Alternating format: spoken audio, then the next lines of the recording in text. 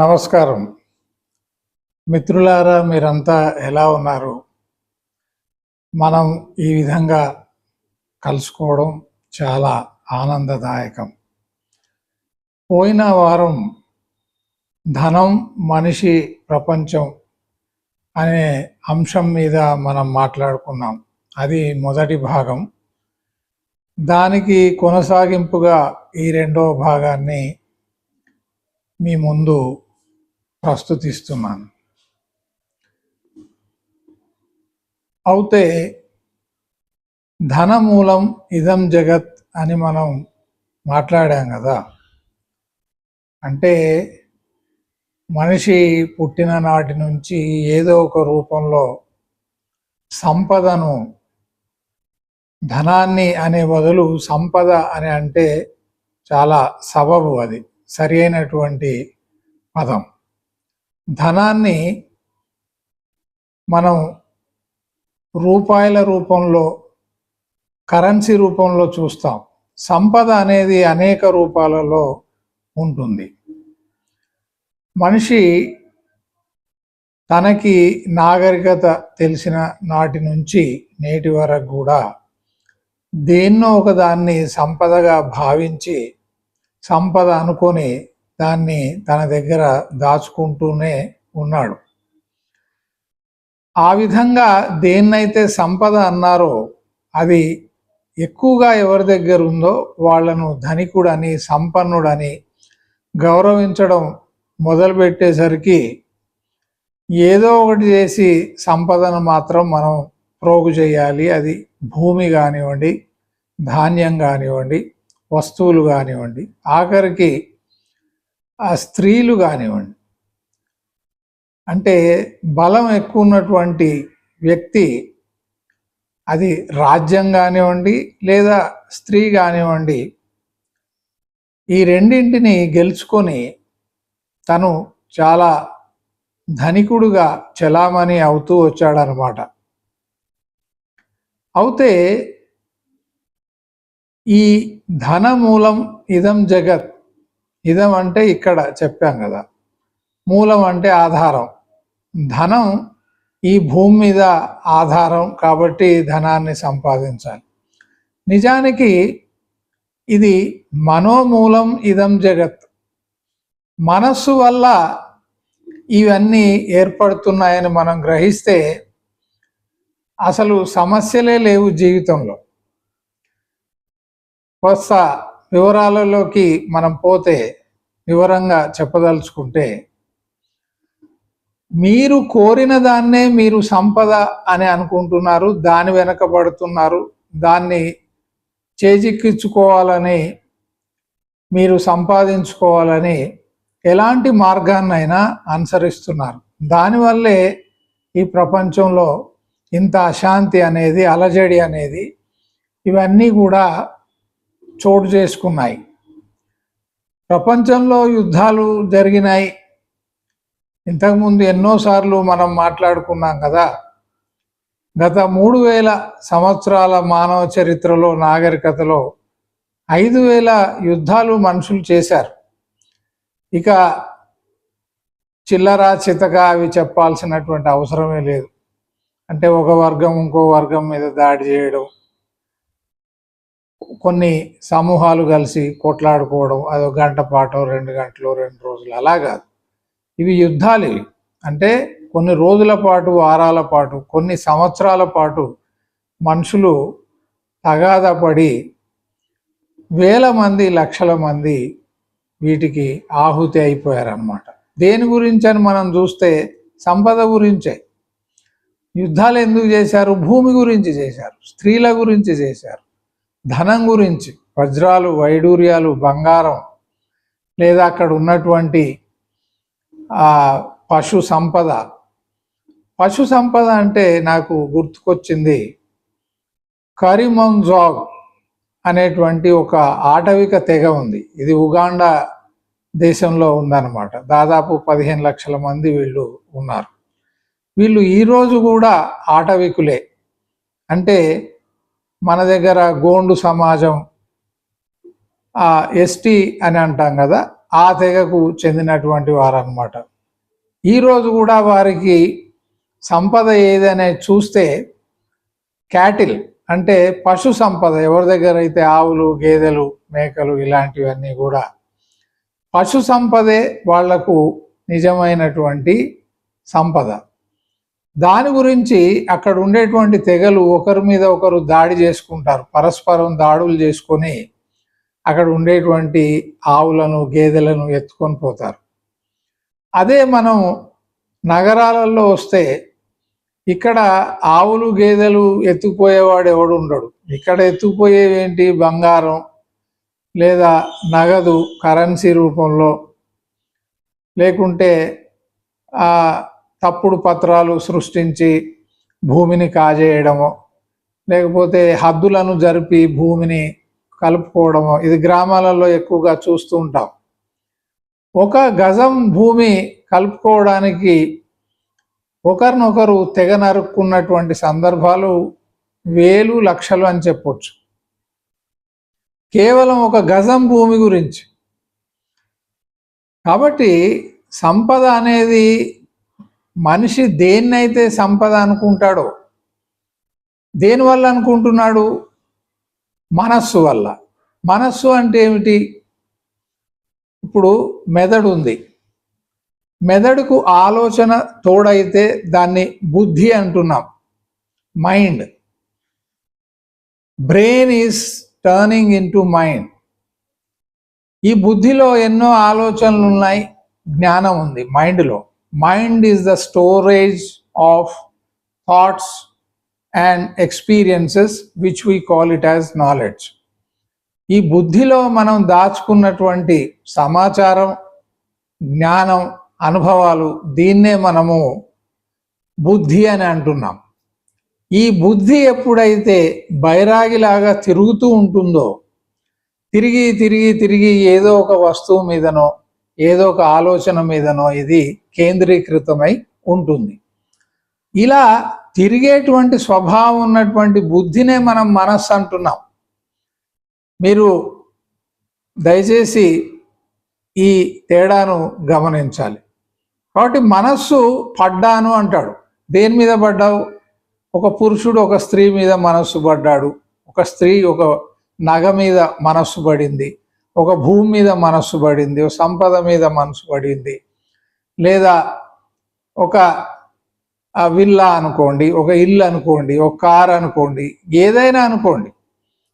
ఎవరు చెప్పారు దాని మీద మనసు పడమని? నీవే పడ్డావు. ఇప్పుడు దాన్ని సంపాదించడానికి నానా పనులన్నీ చేస్తూ వస్తున్నావు. చేయాల్సినవి, చేయకూడనివి, యుక్తమైనవి, అయుక్తమైనవి, విచక్షణ కోల్పోయి. బుద్ధి ఉంది కానీ ఇప్పుడు విచక్షణ లేదు. ఎందుకు? ఆకర్షితుడవు అయిపోయావు. దాని పట్ల ఆకర్షింపబడి దాన్ని సంపాదించడానికి చేయరాని పనులన్నీ చేస్తున్నావు. నువ్వెలా చేస్తున్నావు, అవతల వాళ్ళు కూడా అలా చేస్తున్నారు, అలాగే ఉన్నారు అంతా జనం ప్రపంచవ్యాప్తంగా. కాబట్టి మంచి లేదు, చెడు లేదు, ధర్మం లేదు, అధర్మం లేదు, పేరుకే ఇవన్నీ కూడా. గుళ్ళకు వెళ్తారు, మసీదులకు వెళ్తారు, చర్చిలకు వెళ్తారు, భగవద్గీత అంటాడు, ఖురాన్ అంటాడు, ఇంకొకటి అంటాడు. కానీ తను అనుకున్నటువంటి దానిని, తను మనస్సు పడ్డ దానిని పొందడానికి ఎలాంటి అకృత్యమైన, ఎంత నీచానికైనా దిగజారేటువంటి ఒకే ఒక ప్రాణి, మృగం ఏదయ్యా అంటే మనిషి. ఎలా సంపాదించాడు అనేది ఎవరు చూడరు. తెలుసు వాళ్ళు ఎలా సంపాదించారో కానీ, అయినా వాళ్ళని గౌరవిస్తూ వస్తున్నారు కాబట్టి అది సమాజంలో ఒక ఆనవాయితీ అయిపోయింది, ఒక విలువ అయిపోయింది అన్నమాట. కాబట్టి మనస్సు దేని మీద పడిందో, మూలం, మనస్సు మూలం, అన్నిటికీ ఆధారం. ఎక్కడ? ఇదం, ఇక్కడ. ఏది? జగత్తు అంటే ప్రపంచం. మనం నివసించేటువంటి ఈ భూమి మీద ధనమూలం కాదు, ఇది మనోమూలం. మనస్సు ఆధారంగా జరుగుతున్నటువంటి, మనస్సు కదిలింది కాబట్టి, ఈ మనస్సు విచలితమైంది కాబట్టి, ఈ మనస్సు అనేక విషయాల పట్ల వెంపర్లాడుతుంది కాబట్టి, తహతహలాడుతుంది కాబట్టి, ఇవన్నీ జరుగుతూ వస్తున్నాయి. కాబట్టి ధనం కూడా ఒక చిన్న భాగం. మనస్సు చెదిరింది కాబట్టి అది ఈసారి ధనం మీదకి పోయింది. మరొక వ్యక్తికి అది స్త్రీ మీదకి పోవచ్చు, ఆ స్త్రీ పురుషుడి మీదకి పోవచ్చు, లేదా ఒక నగ మీదకి పోవచ్చు. అది బంగారం కావచ్చు, వెండి కావచ్చు, వజ్రాలు కావచ్చు. చూడండి, డబ్బు ఎక్కువైనా కొద్దీ మనిషి యొక్క అభిలాష, మనిషి యొక్క కోరికలు పెరుగుతూనే ఉంటాయి. కొందరు ధనాన్ని వెండి రూపంలో దాచుకుంటారు. ఉదాహరణకు లంబాడీస్. ధనం ఎక్కువైంది అనుకోండి, అప్పుడు ఏం చేస్తాడు? బంగారం రూపంలో దాచుకుంటారు, లేకపోతే ఇండ్ల రూపంలో, భూముల రూపంలో, ఆఖరికి ఏమి దోచకపోతే వజ్రాలు వైడూర్యాల రూపంలో దాచుకుంటారు అన్నమాట. ఒకసారి మా ఫ్యామిలీ ఫ్రెండ్, నాకు చెల్లె అవుతుంది వరుసకి, ఆవిడ వచ్చి నాకు ఒక నగ చూపించారు. అన్నయ్య, ఈ నగను నేను కొన్నాను చూడండి అంటే, అది కరెక్ట్ నిజానికి కొలిస్తే అది 10 సెంటీమీటర్లు కూడా ఉండదు. అటు ఒక 5 సెంటీమీటర్లు, ఇది ఒక 5 సెంటీమీటర్లు, మధ్యలో ఏదో లాకెట్ ఉన్నట్టు. ఇది డైమండ్ నెక్లెస్, 50 లక్షల ఖరీదు అని చెప్పి. నా నోటి నుంచి వచ్చినటువంటి మాట అప్రయత్నంగా ఏంటంటే, 50 లక్షలు పెట్టి రాళ్ళెందుకు కొనుక్కున్నావమ్మా అన్నాను. ఆ మనస్సు పడింది అటువైపు, మనస్సు ఆ నగ మీద పడింది, దాన్ని సొంతం చేసుకున్నారు. అలాగే మనుషులంతా కూడా వాళ్ళకు నచ్చినటువంటి దాన్ని, వాళ్ళు మనస్సు పడ్డదాన్ని సొంతం చేసుకోవడానికి ప్రయత్నం చేస్తున్నారు. ఆ ప్రయత్నంలో భాగంగా ఆ కోరిక ఎంత తీవ్రంగా ఉంటుందంటే, బలంగా ఉంటుందంటే, ఏమి చేయాలో ఏమి చేయకూడదో కూడా ఆ విచక్షణ ఏదైతుందో దాన్ని వాళ్ళు మర్చిపోతారు. అజ్ఞానుల యొక్క బలం ఏంటంటే డబ్బు, హోదా, అంతస్తు. ఇవి అజ్ఞానుల యొక్క బలం అనుకుంటారు, నిజమైన ధనం అనుకుంటారు అన్నమాట. వాళ్ళు అహంకారంతో నిండి ఉంటారు. ఆ డబ్బు ద్వారా వచ్చినటువంటి గౌరవం, అంతస్తు, హోదా, పదవి, వీటిని చూసి విర్రవీగుతుంటారు అన్నమాట. అయితే ఏ రోజుకైనా కానీ వారికి అశాంతి తప్పదు. ఏ రోజైనా కాదు, యాక్చువల్లీ ఎక్కడైతే సంపద చేరుతూ వస్తుందో అక్కడ అశాంతి తప్పదు, అక్కడ విరోధం తప్పదు, అక్కడ శత్రుత్వం తప్పదు. అక్కడ ఒకరితో ఒకరు విభేదిస్తూ వాళ్ళ జీవితాల్లో నిప్పులు పోసుకుంటారు. ఇది ఊళ్ళల్లో వింటుంటాం మనం. నా దగ్గర ఉన్న సంపద చూసి కళ్ళల్లో నిప్పులు పోసుకుంటున్నాడు అంటారు. అంటే అసూయకి దారి తీస్తుంది. అసూయ ఎక్కడైతే ఉంటుందో అక్కడ అశాంతి ఉంటుంది. మీరు ఎప్పుడైతే లెక్కకు మించినటువంటి సంపదను ప్రోగు చేస్తూ వస్తారో, when you start collecting wealth in various forms, it leads to unrest in you, conflict in you, unrest. పూర్తిగా అశాంతి అన్నమాట వాళ్ళ జీవితాల్లో. వాటిని ఎక్కడ దాచాలో, ఎలా దాచాలో, ఇన్కమ్ ట్యాక్స్ ఎలా ఎగ్గొట్టాలో, వాటిని ఎవరెవరు పేర్ల మీద పెట్టాలో, పెట్టిన వాళ్ళు ఇస్తారో లేదో, ఇవన్నీ మీకు తెలుసు. నేను కొత్తగా చెప్పాల్సినటువంటి అవసరం లేదు. మరి జ్ఞానుల యొక్క సంపద ఏంటంటే శాంతి, కరుణ, పరోపకారం. ఇవన్నీ జ్ఞానుల యొక్క సంపద. వాళ్ళు ఎప్పుడూ సంతోషంతో, శాంతితో నిండి ఉంటారు.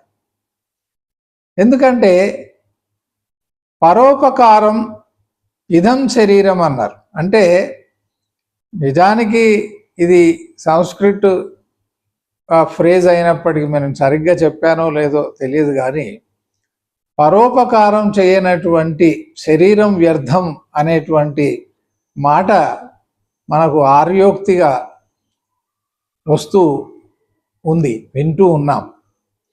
కానీ ఈ ఆధునిక యుగంలో ఎంతమంది దీన్ని పాటిస్తారు? కష్టం కదా. ఇది ఎలా ఉంటుందంటే, మనుషులు 3 రకాలుగా ఉంటారట. ఒకటి, నీది నీకే, నాది నాకే అనేవాడు ఒకడు. అంటే నీ దగ్గర ఉన్నది నీకు చెందుతుంది, నా దగ్గర ఉంది నాకు చెందుతుంది అనేవాడు ఒకడు. రెండవ రకం ఎలా ఉంటారంటే, నీది నీకే, నాది కూడా నీకే, అంటే నీ దగ్గర ఉన్నది నువ్వే పెట్టేసుకో, నా దగ్గర ఉన్నది కూడా కావలిస్తే తీసుకో, నేను ఇవ్వడానికి సిద్ధంగా ఉన్నాను. నీది నీకే, నాది కూడా నీకే అనేవాళ్ళు ఉంటారు. ఉత్తములు, త్యాగధనులు అంటాం వీళ్ళు. మూడో రకం వాడు ఎలా ఉంటారంటే మనుషులు, నీది నాకే, నాది నాకే, నా దగ్గర ఉన్నది నా దగ్గరే ఉంటుంది, నీ దగ్గర ఉన్నది కూడా నాకు కావాలి అంటే ఇప్పుడు లాక్కుంటాడు వాడు. ఏదో ఒక పని చేసి బలం చేతనో, హోదాను ఉపయోగించో, ఇన్ఫ్లుయెన్స్ను ఉపయోగించో, మందబలాన్ని ఉపయోగించో నీ దగ్గర ఉన్నదాన్ని లాక్కుంటాడు. నీది నాకే, నాది నాకే. సో ఇలా 3 రకాల మనుషులు ఉన్నారు ప్రపంచంలో. ఇక మరి ఇలాంటి వ్యక్తులు ఉన్నప్పుడు శాంతి, కరుణ, పరోపకారం ఎక్కడ కనబడుతుంది మనకు? కష్టం కదా, కనబడదు అసలు. మరొక విషయం, మన కోరికలను, అవసరాలను ఎంత తగ్గించుకుంటే అంత మంచిది, మనకు మనం మేలు చేసుకున్న వాళ్ళం అవుతాం. సింప్లిస్టిక్ లైఫ్ అంటారు. అంటే అతి సాధారణమైనటువంటి జీవన శైలి, అది భోజనం కానివ్వండి, బట్టలు కానివ్వండి, ఇంట్లో ఉన్నటువంటి వస్తువులే కానివ్వండి. ఈరోజు ఆడంబరాలు చాలా ఎక్కువైపోయాయి. అంటే ఇతరుల ముందు ప్రదర్శించడానికి, నేను చాలా గొప్పవాణ్ణి అని చూపించడానికి, నేను చాలా విలాసవంతమైనటువంటి జీవితం గడుపుతున్నాను, నా దగ్గర చాలా డబ్బు ఉంది అని ప్రదర్శించడానికి వాళ్ళు కొనేటువంటి కార్లు కానివ్వండి, వాళ్ళ దగ్గర ఉన్నటువంటి ఫర్నిచర్ కానివ్వండి, వాళ్ళ ఇంట్లో ఉన్నటువంటి అలంకరణలు కానివ్వండి, మీకు తెలుసు ఇవన్నీ కూడా, వేసుకునే బట్టలు, నగలు, ఈ భూములు, ఇక మీకు తెలియంది ఏమీ లేదు. ఒక ఉండడానికి ఇల్లు కావాలి, ఆ ఇంట్లో ఎన్ని సదుపాయాలు కావాలి? ఒక మినిమలిస్టిక్ వే ఆఫ్ లైఫ్, అతి సాధారణమైనటువంటి జీవితం. అవసరం మేరకే వాటిని మనం కొనడం, అవసరం మేరకే వాటిని వాడుకోవడంలో చాలా ఆనందం ఉంది. ఇది గడిపితే కానీ తెలియదు. It is very simple to be happy, but it is very difficult to be simple. ఇది ట్యాగూర్ గారు అన్నమాట, రవీంద్రనాథ్ ట్యాగూర్ గారు అన్నమాట. It is very simple to be happy, but it is very difficult to be simple. సామాన్యమైనటువంటి జీవితం ఏంటో మనకు తెలియకుండా పోయింది. వారిని చూసి వీరు పోటీ పడడం. ఒక వివాహంలో నా మిత్రుడు ఒకరోజు చెప్తున్నాడు, ఒక డిన్నర్లో 50 లక్షలు ఖర్చు చేశారంటే ఈరోజు తాగిస్తున్నారు, వాళ్ళే మందు, లిక్కర్ పెట్టేసి తాగిస్తున్నారు, రాత్రంతా తాగుతారు అనమాట. అబ్బా ఏం చేశారండి విందు, చాలా బాగా చేశారు, ఘనంగా చేశారు. వాళ్ళని చూసి మధ్యతరగతి ప్రజలు కూడా అప్పులు తీసుకొచ్చి మరి ప్రదర్శన గురించి, ఇతరుల మెప్పు గురించి, ఇతరుల దృష్టిలో ఓహో వీళ్ళు ఏం చేశారు, చాలా బాగా చేశారు, చాలా డబ్బు ఖర్చు పెట్టారు అని వాళ్ళ దగ్గర నుంచి ఒక పొగడ్త, ప్రేజ్, ప్రశంస గురించి చేసేవాళ్ళు కూడా ఉన్నారు. ఈ విధంగా బ్రతుకులు నడివీధిలో పడుతున్నాయి అన్నమాట. ఆ అప్పులు తీర్పడానికి వీడు అనేక సంవత్సరాలు శ్రమించాల్సి వస్తుంది. దానివల్ల ఆ ఒత్తిడి ఎక్కువైపోయి ఇంట్లో చికాకు, పోట్లాట, తగాదా, ఇవన్నీ, ఉన్న ఆస్తులు అమ్ముకున్న వాళ్ళు కూడా ఎంతోమంది ఉన్నారు, వేలాది లక్షలాది మంది ఉన్నారు. కాబట్టి డబ్బును ఆదా చేయడమే డబ్బును సంపాదించడం, ఇది మీరు తెలుసుకోండి.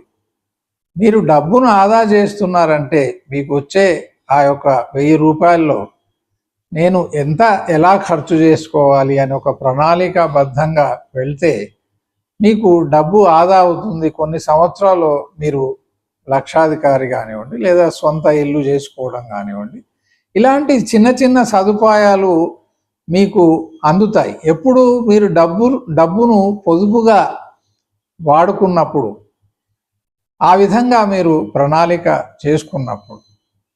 డబ్బు సంపాదించడానికి రోజుకు 12-15 గంటలు, 16 గంటలు ఎవరైతే శ్రమిస్తున్నారో వాళ్ళు వాళ్ళ జీవితాన్ని వృధా చేస్తున్నారు. ఎందుకంటే నువ్వు వేరే రంగం వైపు చూడ్డానికి నీకు సమయమే లేదు కదా. నువ్వు ఆధ్యాత్మిక చింతన వైపు వెళ్ళగలవా? నీ జీవితం ఎందుకు దొరికిందో ఆ రహస్యాన్ని ఏ రోజైనా తెలుసుకోగలవా? లేదా ప్రకృతి వైపు, భగవంతుడి వైపు నీ దృష్టిని మరల్చగలవా? లేవు కదా. ఈ మొక్కుబడికి 5 నిమిషాలు 10 నిమిషాలు మనం చేసేటువంటి పూజ ఇవన్నీ కూడా ఏమి ఫలితాలు ఇవ్వదు. అది కేవలం ఒక నమ్మకం మాత్రమే. దానివల్ల ఒరిగేది ఏం లేదు, మిమ్మల్ని మీరు మోసం చేసుకోవడం తప్ప. కాబట్టి తేలికగా డబ్బును మనం సంపాదించాలంటే మన యొక్క కోరికలు మన అదుపులో ఉండాలి, సాధారణమైన జీవితం గడపాలి, అలాగే తీరిక ఉండాలి. మనిషి దేన్నైనా వెతకాలి, అన్వేషించాలి అంటే వారికి తీరిక ఉండాలి. ఒకరోజు నా మిత్రుడు నా దగ్గరికి వచ్చేసి, చాలా డబ్బు సంపాదించినటువంటి వ్యక్తి, దాదాపు 100 కోట్ల ఆస్తి సంపాదించి ఉంటారు.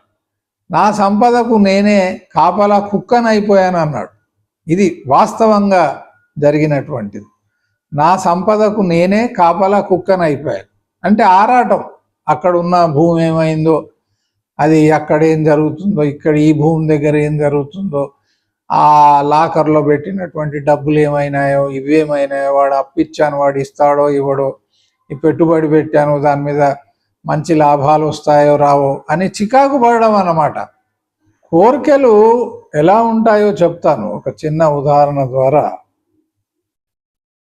చూడండి, సంపద వస్తున్నప్పుడు మన అవసరాలను పెంచుకోవడం, తాహత్తుకు మించి ఖర్చు చేయడం, ఎలాగూ సంపద వస్తుంది కదా, మనకేం ఇబ్బంది. కానీ ఈ సంవత్సరం వచ్చినటువంటి సంపద లేదా దిగుబడి, అది పంట కానివ్వండి, వ్యాపారంలో వచ్చేది కానివ్వండి, ఏదైనా ఉద్యోగంలో వచ్చేటువంటి సంపద కానివ్వండి, మళ్ళీ వచ్చే సంవత్సరం కూడా ఆ విధంగానే ఉంటుందని గ్యారంటీ ఏమిటి? మళ్ళీ కొత్త ఖర్చులు రావని గ్యారంటీ ఏమిటి? వచ్చే సంవత్సరం అకస్మాత్తుగా ఆరోగ్యం చెడిపోతే అనేక మాసాల పాటు మనం ఇంట్లోనే ఉండిపోవాల్సి వస్తే అప్పుడు మనకు దిక్కెవరు? ఇవన్నీ ఆలోచించరు. ఈ సంవత్సరం మనకు బాగా సంపద వచ్చింది, అది కొనడం ఇది కొనడం, కమిట్మెంట్స్ అంటారు. ఈఎంఐలు పెట్టుకోవడం, బ్యాంక్ నుంచి ఈఎంఐలు పెట్టుకొని కొనేసేయడం.